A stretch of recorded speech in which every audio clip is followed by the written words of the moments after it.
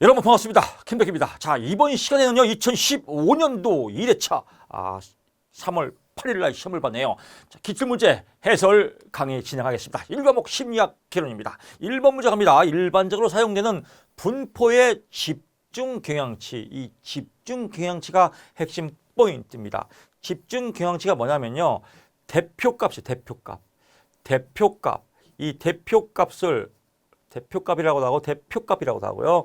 이거를 쉽게 말하면 어떤 집단이나 어떤 이 비교 대상에서 대표 선수를 말하는 겁니다. 대표 선수. 예를 들면 example 이런 숫자가 있다 이겁니다. 이럴 때 이 7개의 숫자를 총 더해서 7로 나눈 값을 이거를 평균값이죠. 평균값으로 대표 선수를 정하자라고 하는 경우도 있고요. 이 집단에 가장 많이 나오는 빈도수를 갖고 대표 선수를 정하자. 이건 최빈값이 되겠죠. 최빈값. 또 이 집단의 가운데 있는 이 서열의 가운데 있는 값으로 대표 선수를 정하자. 이걸 중앙값이라고 하죠. 그래서 이것도 이체에 나올 수 있습니다. 대표값의 세 가지 종류, 이 중에서 포함되는 건 평균값과 중앙값이다 라고 포인트 잡으면 될 것 같습니다. 2번 문제 가보시죠. 조건 형성에 관련된 내용으로 잘못 짝지어진 것은 잘못 짝지어진 것만 보십시오. 잘못 짝지어진 거 물어보는데 잘된 거 외우려니까 헛발질하는 겁니다. 잘못된 건 잘못된 것만 보고 또 옳은 것은 옳은 것만 보고 잘못된 것은 왜 잘못되는지 확인하고 이렇게 넘어가는 게 아름다운 공부 방법입니다. 다시 한번 갑니다. 옳은 것은 옳은 것만 보고 틀린 것은 틀린 것만 본 다음에 왜 틀렸는지 확인 사살하고 그 다음에 아름답게 넘어가자. 그러면 합격입니다. 행동 조성은 행동을 조성하자. 즉 아름다운 행동을 만들자 이거예요. 그러면 강화는 뭐예요? 강화. 가장 대표적인 게 칭찬해 주는 겁니다. 칭찬. 좋은 거 더해주는 거예요. 그래, 처벌보다는 칭찬이 더 좋지. 강화가 처벌보다 더 강조되어야 한다. 그렇지. 3번 나왔네. 3번 넘어가야지. 너무 쉽지 않나요?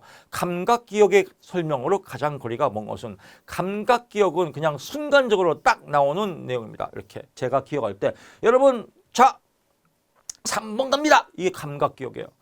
감각기억이 포인트를 잡아주면 단기 기억으로 가서 이게 내 것으로 되면 장기 기억으로 저장돼서 시험 볼 때 끄집어내는 거죠. 그러면 기억에서 전체 보고식 방식이 부분 보고식 방식보다 영상 기억의 용량이 더 크다라고 나오는데, 영상 하면 여러분 뭐가 떠올라요? 영상. 영화란 말이에요.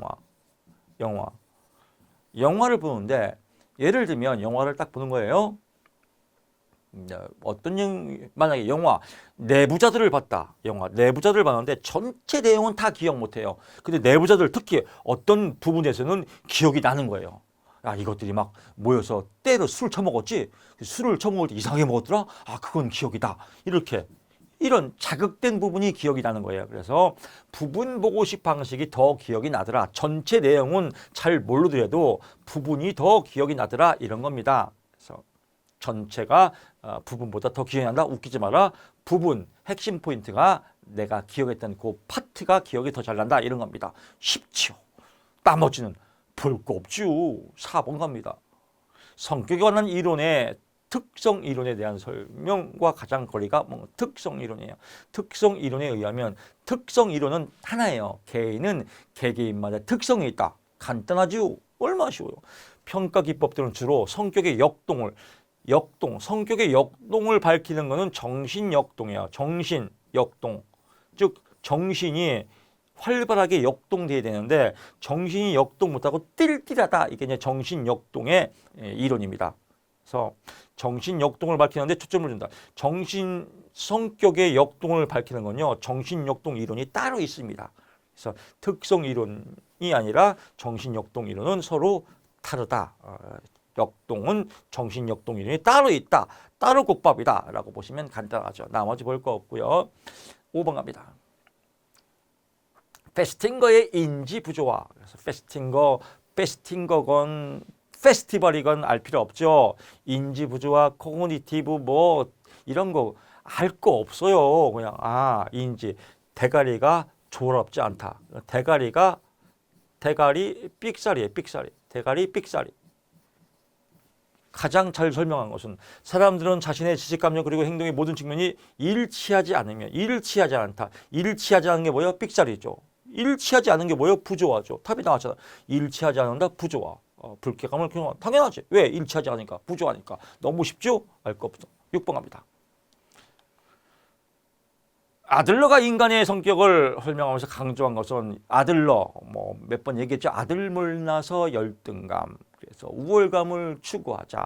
우월감, 열등감이 있으니까 뭐예요? 칭찬해주자. 뭐 이런 겁니다. 그래서 열등감, 우월성, 힘이 있어야죠. 왜? 잘 살아야 되니까. 신경증 욕구다. 신경증 욕구는 아니다라고. 뭐 신경증 욕구는 호나이라는 사람이 호나이의 신경적 욕구 이론이라고 있습니다. 그래서 인간의 모든 장애 요인은 신경증 때문에 욕구 있다. 뭐 호나이 안 돼요. 호나이 되고 사실 몰라도 돼요. 그냥 신경증 욕구는 아니다라고 보면 될 것 같습니다. 7번 문제입니다. 노년기 일반적인 성격의 변화에 대한 설명으로 가장 거리가 먼 것은 사고 융통성과 개방성이에요. 여러분 나이 먹으면요 융통성이 없어요. 똥꼬집 아주 그냥 똥꼬집만 세요. 개방성 없습니다. 그냥 내가 생각하는 만 경고가 되는 겁니다. 그래서 나이 먹을수록 융통성이 있어야 되고 개방성이 있어야 되는데 사고의 융통성 배경이 증가한다. 증가가 아니라 감소하겠죠. 그래서 나이 먹을수록 공부해야 되고 나이 먹을수록 배워야 되고 나이 먹을수록 교회 가야 되고 나이 먹을수록 기도해야 되고 뭐 그렇게 생각을 합니다. 8번 갑니다. 고전적 조건화 원리를 사용하여 가장 잘 설명할 수 있는 건 고전적 조건화. 고전적 조건화 뭐예요? 자극을 통해서 불안과 공포를 감소하는 거다. 그래서 가장 대표적인 게 뭐예요? 체계적 둔감법. 체계적 둔감법의 3단계가 뭡니까? 1번 근육 이완, 불안이계 목록 작성, 둔감화. 그럼 뭐예요? 체계적 둔감하다. 답 나왔죠. 9번 갑니다. 많이 나왔던 문제입니다. 로저스의 성격 이론, 심리적 정의에서 가장 로저스 뭐예요? 현상학 정착, 주관적 개인, 주관적 경험. 내가 중요하다. 내 인생은 나 이거. 자기, 셀프. 자기가 중요하다. 10번 갑니다. 통계적 유의미라는 말의 뜻으로 가장 통계적 유의미, 의미가 있다. 왜? 실험 결과가 우연이 아니라 실험 결과가 우연이 아니죠. 우연이 아니니까 뭐예요? 의미가 있겠죠. 어떤 실험 처치에서 결과가 나왔다. 우연이 아니라 처치에 의해서 실험 결과가 나왔다. 우리 만남은 우연이 아니야. 그렇죠. 우연이 아니라. 또 우연이 나오니까 또 갑자기 우연인가요? 우연히 만났네. 그렇죠. 우연히 나이트 클럽에서 우연히 만났네. 또 이런 노래가 또 생각이 나네요. 그래서 실험 결과가 우연이 아닌 실험 처치에서 나왔다. 당연히 의미가 있다라고 표현합니다. 11번 가보시죠. A씨는 똑똑한 사람은 되게 성격이 차갑다고. 똑똑한 사람은 참 성격이 착할 거야. 나같이 잘생긴 사람은 성격이 차가울 거야. 이렇게 한번 웃자고 하는 겁니다. 이런 고정관념, 선입견이 갖고 있다라고 하는 걸 우리가 암묵적 성격 이론이라고 해요. 암묵적, 그럴 것이다. 그래서 이걸 내연적 성격 이론이라고 합니다. 내연성, 또 내연적 성격 이론. 내면에 이렇게 현상화시키는 거예요. 저럴 거야. 쟤는 저럴 거야. 이렇게 보는 겁니다. 쉽죠. 12번 갑니다. 프로이드에 설명한 인간의 세 가지 요소 중 현실 원리, 이거 알죠? 무슨 뭐 우리가 이드, 본능, 자아, 현실, 초자아, 도덕적 자아, 양심. 그래서 초자아, 양심, 자아, 현실, 이드, 본능, 쾌락. 그래서 자아다. 13번 갑니다. 메슬로의 욕구 위계 이론 설명. 메슬로 욕구 이론 5가지죠. 첫째, 생리적인 욕구. 이게 해결되면 안전의 욕구. 이게 해결되면 소속과 애정의 욕구. 이게 해결되면 자아 존중의 욕구. 이게 마지막 자아 실현이다. 그래서 자아 존중과 자아 실현은 성장 단계에 있다. 알더퍼의 성장 단계, ERG 이론이라고 해서 그로스 성장의 단계다라고 하는 거예요. 그래서 인간은 성장, 자아 실현이 욕구다. 그래서 배고픔, 목마른 것 같은 결핍 욕구를 중시한다. 웃기지 마라. 자아 실현의 욕구를 중시한다. 라고 나왔습니다. 답 나왔으니까 볼 거 없죠. 14번 문제로 가봅니다. 기온에 따라 학습 능력이 어떻게 달라지나. 기온에 따라서 뭐가? 학습 능력이 좋았다, 나빴다. 무엇 때문에? 기온 때문에. 뭐 때문에 원인이 되는 거? 독립변인. 뭐 때문에 학습 능률이 올랐다? 종속변이 결과죠. 그러니까 여기 독립변은 뭐예요? 기온이다. 원인이 되니까. 그러니까 15번으로 가보십니다. 인간의 성행동을 위한 킨제이 보고서. 킨제이 뭐 많이 들어봤죠. 킨제이의 성보고서. 이거는 주로 조사법, 조사나 인터뷰를 통해서 성에 대해서 당신은 어떻게 생각합니까? 이렇게 얘기하는 거죠. 킨제이 보고서 조사법 내지는 인터뷰로 이루어졌다. 조사법 16번 가보시죠. 주변에 교통사고를 당한 사람들이 많은 사람은 교통사고 발생률이 실제보다 높다는 판단을 하는 것처럼 이거 많이 나왔죠. 특정 사건을 지지한 사람. 원래 내가 본 거 임상심리사 공부하다가 내 주변에 합격자가 많으면 임상심리사 시험 쉬워. 근데 내 주변에 다 떨어졌어. 임상심리사 어려워. 임단목 카페에서 공부한 분은 다 합격이야. 이렇고 임단목 카페에서 안 한 사람들은 임상심리사 역시 어려워. 이런 생각 뭐예요? 가용성 발견. 그럴 것이다. 가정한다. 그래서 가용성 발견법. 그럴 것이다 라고 하는 겁니다. 17번 가보시죠. 기억 정보의 처리 과정으로 오는 거죠. 기억이 나오죠. 지금 공부하는 겁니다. 공부해서 여러분 그럴 것이다. 그럴 가용성. 그래서 이렇게 제가 부호 어떻게 막 연결해지죠. 이렇게 부호, 기억의 부호를 시키는 겁니다. 부호. 그래서 우리 가장 많이 하는 부호가 뭐예요? 우리가 제일 애용하는 거. 건우와 희반이는 남편이 강렬해서 경찰 왔네? 이게 부호한다, 부호. 그래서 여기는 저장이에요, 저장. 지장이 아니라 저장. 그러면 부호한 다음에 이거요, 이렇게 저장됐죠, 머릿속에. 저장. 저장을 다른 말로 파지라고 그래요, 파지. 찢어진 종이가 아니라 파지, 기억됐다, 파지. 그 다음에 시험 볼 때 꺼내 쓰겠죠. 건우와 희반이는 남편이 강렬해서 경찰 왔네? 아유, 좋아! 이렇게 인출. 그래서 인출한다. 이게 3단계다. 그렇습니다. 자, 18번 갑니다. 어떤 조건 자극이 일단 조건 형성이 되고 나면 이 자극과 유사한 다른 자극이 무조건 자극이 연합된 것이 없음에도 불구하고 조건 반응을 여긴다. 이거죠. 예를 들면 우리 많이 하는 거 있지 않습니까? 먹이가 있고 종소리가 있다. 여기 그 다음에 침을 질질 흘리더라. 이러면 이 종소리에 지금 자극이 연합해서 근데 이 여기 꽹과리가 있다. 꽹과리. 꽹과리가 처음 쳤지만 종소리와 연합된 자극 때문에 꽹과리가 쳐도 침을 질질 흘리더라. 그래서 일반적으로 비슷한 건 그렇게 되더라. 일반적인 건 되더라. 자극의 일반. 자극이 일반적인 건 같은 형성이 이루어지기 쉽다라고 하는 겁니다. 그래서 자극의 일반하다라고 보면 됩니다. 뭐 참고로 뭐 소고 이거 계속 나오지만 나올 때마다 하지만 이건 또 소고는 뭐예요? 반응 뒤에 강화가 주어지지 않는 경우, 즉 예를 들면 데이트할 때 맨날 꽃 선물을 주다가 안 줘버려요. 이게 소고죠. 안 줘갖고 서운했는데 또 며칠 줘. 그러면 자발적으로 또 회복돼서 또 아우 좋아라. 또 연애할 때도 써먹으면 좋아요. 맨날 꽃만 갖다 주면 지겨워요. 아주 받는 사람이 의뢰 받는 줄 알아요. 오늘은 꽃 뭐야? 이렇게. 그러다가 딱 3일 동안 꽃 주다가 딱 안 줘요. 오늘은 왜 안 주지? 소고했죠. 다음 주에 또 꽃 주면 자발적으로 너무 좋아요. 이렇게 변별은 뭐 가려내는 거니까. 에릭슨의 인간 발달 단계에서 노년기에 나타나는 심리 사회적 위기는 즉 노년기의 특징입니다. 첫 보면 납니다. 동압감 대 절망감이다. 노선 씨의 노래 가사가 생각이 나네요. 우리는 늙어가는 것이 아니라 익어가는 것이라고. 그렇습니다. 잘 익으면 동압감, 그냥 나이만 먹으면 절망감, 이렇게 보면 될 것 같습니다. 참고로 에릭슨의 인간 발달 단계 시험에 다 나옵니다. 랜덤으로. 그래서 엄마가 젖 잘 준다, 신뢰감, 유아기, 초기 아동기, 어린애들, 내가 할게, 오줌 내가 쌌어 엄마, 내가 방금 깼다, 이거 자율성. 또 주도성 대 제의식. 이건 자율성은 혼자 하는 겁니다. 주도성은 자기가 주도적으로 뭔가를 창의력 있게 했다. 뭐 이렇게 주도성 있게 하면 유익, 학령, 정기. 못하면 제의식. 학령기.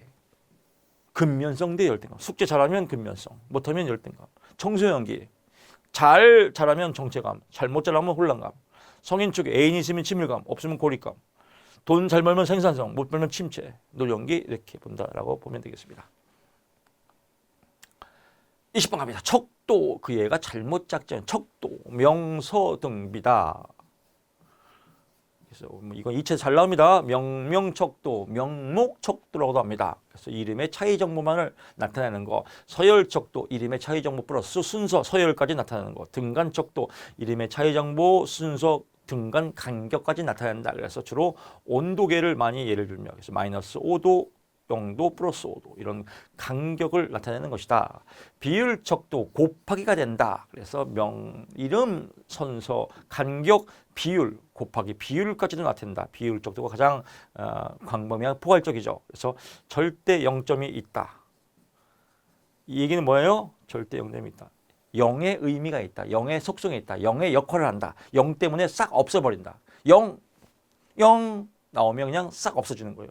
그래서 교회에서 교회 출석 100점, 성경 공부 100점, 헌금 100점, 사랑은 빵점, 0 때문에 다 없어져라 빵. 그래서 결과는 0점, 신앙은 0점, 0 때문에 싹 없어졌다. 그래서 절대 0점, 0의 의미가 있다.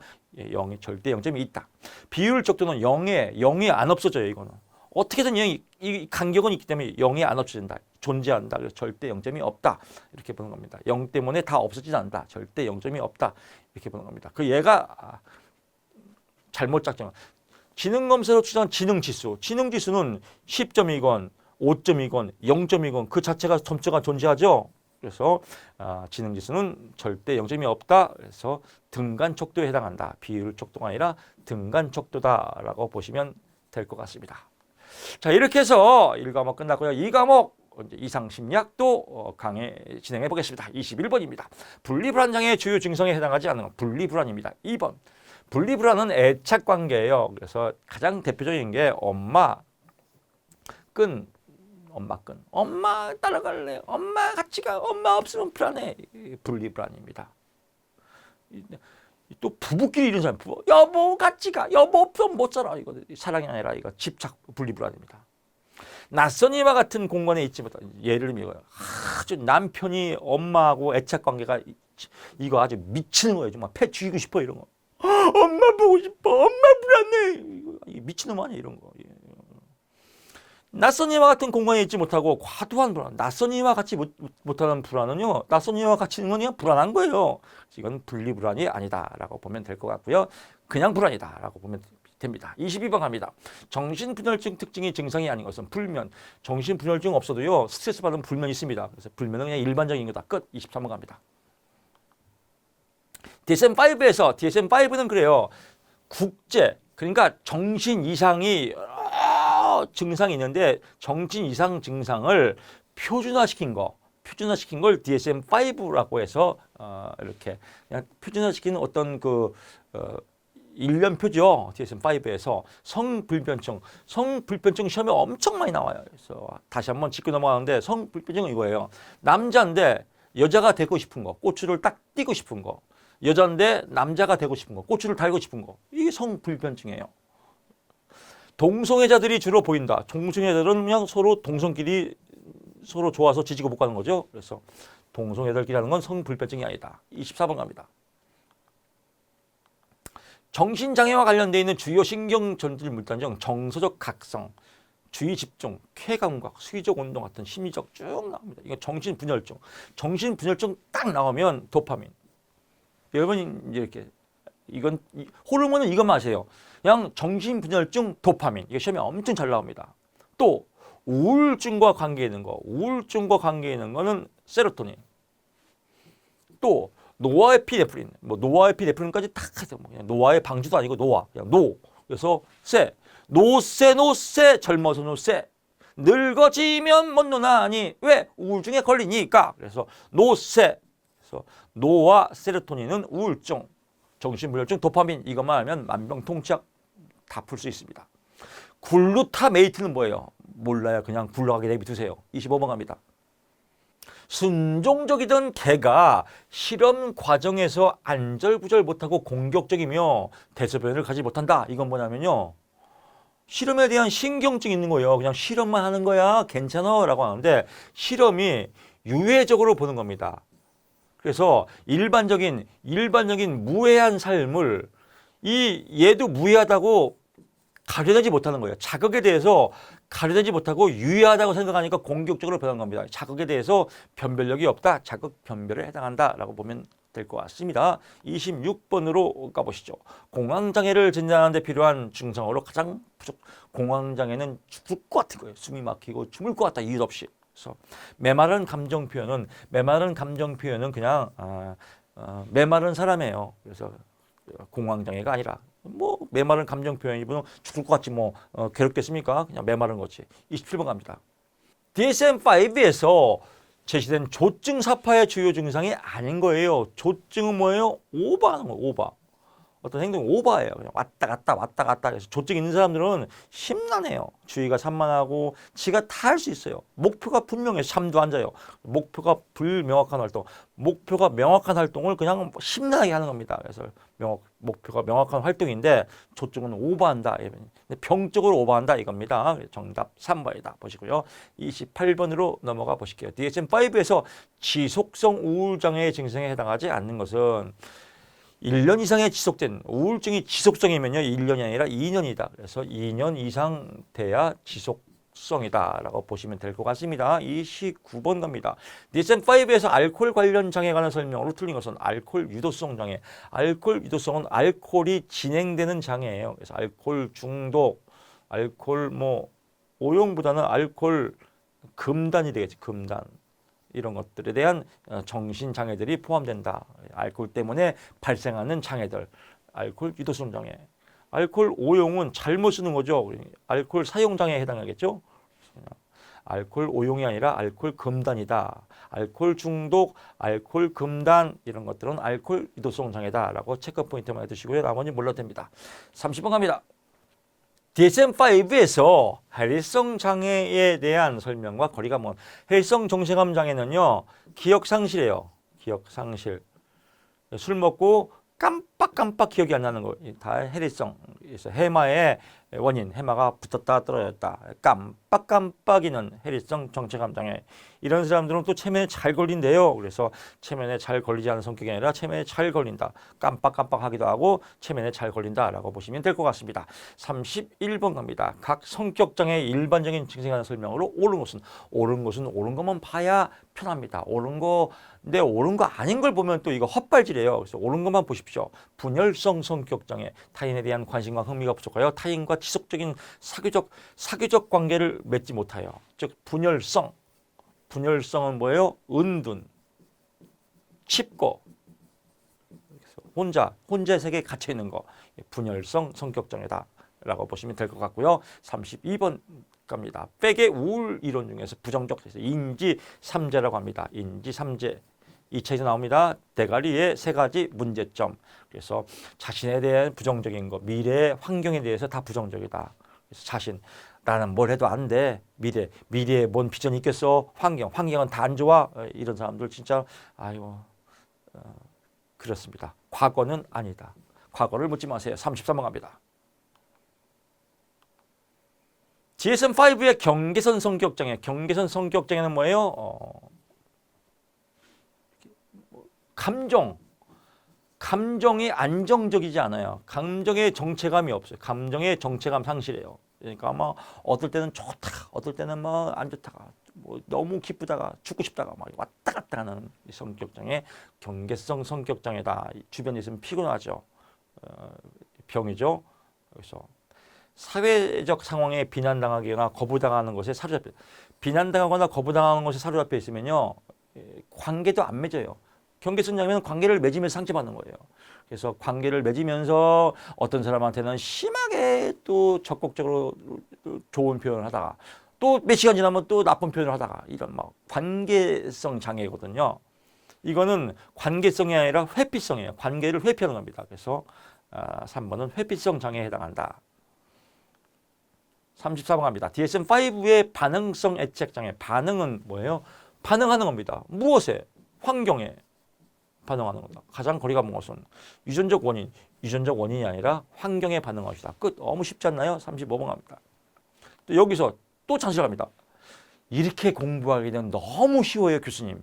나 이렇게 쉽게 합격하고 싶지 않아요. 나 이거 다 알고 싶어요, 정말로. 합격은 하는데 나 이거 너무 쉽게 날로 먹으면 나 이게 너무 자격증에 가치가 없어요. 이렇게 생각하는 분들 성격 고취됩니다. DSM-5의 이상 성격에 해당됩니다. 보지 말라 이겁니다. 35번 갑니다. 심리적 갈등이나 스트레스로 인한 갑작스러운 시력 상실, 신체 증상, 신체가 아프다. 신체 증상, 시력 상실 이런 거는 무조건 전환장애예요. 시험에 무지하게 나와요. 하여튼 시험 보기에 전환장애 나오면 거의 답이에요.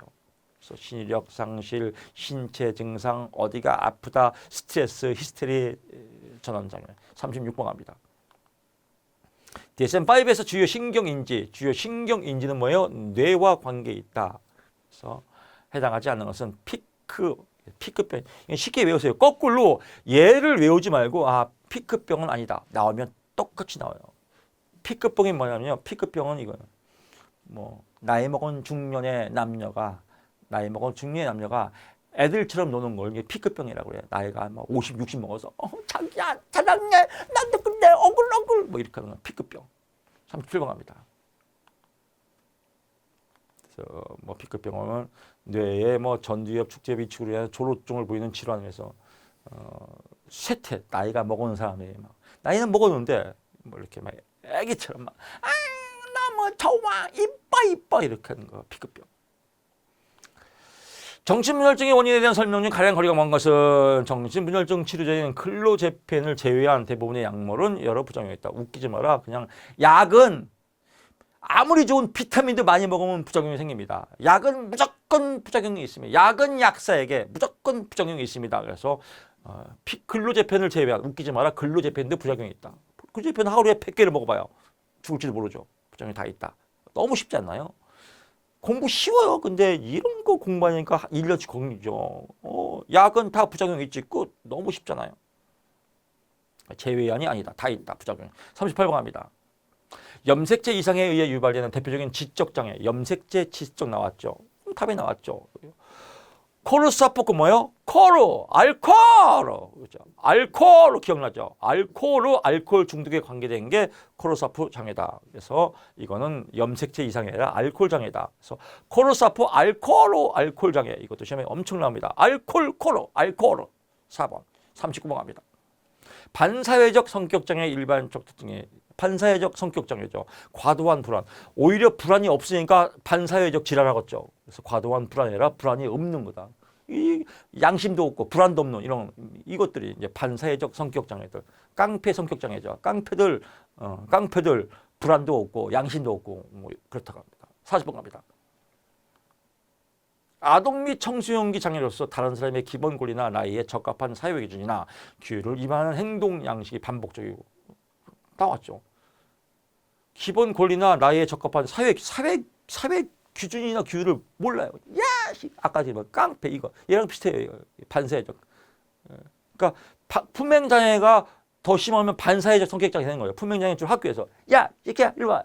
야 너 돈 있냐? 이 새끼야. 품행장애. 사회 규율이 위반하는 거.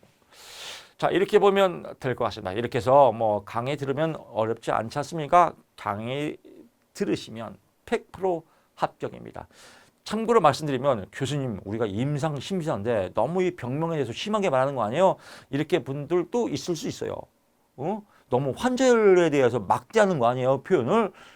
여러분 우리는 자격증을 취득하는 과정입니다. 여러분이 전문적으로 임상 심사가 되시면 그때는 이제 환자에 대해서 기본 윤리나 기본 언어를 잘 하지만 잘 사용을 하시겠지만 여기서는 합격이 우선입니다. 합격하기 위해서 자극적인 이렇게 장기 기억을 유도하는 거니까요. 이해를 하실 겁니다. 이렇게 해서 이번 강의 마치시고요. 저는 다음 시간에 여러분 찾아뵙겠습니다. 고맙습니다.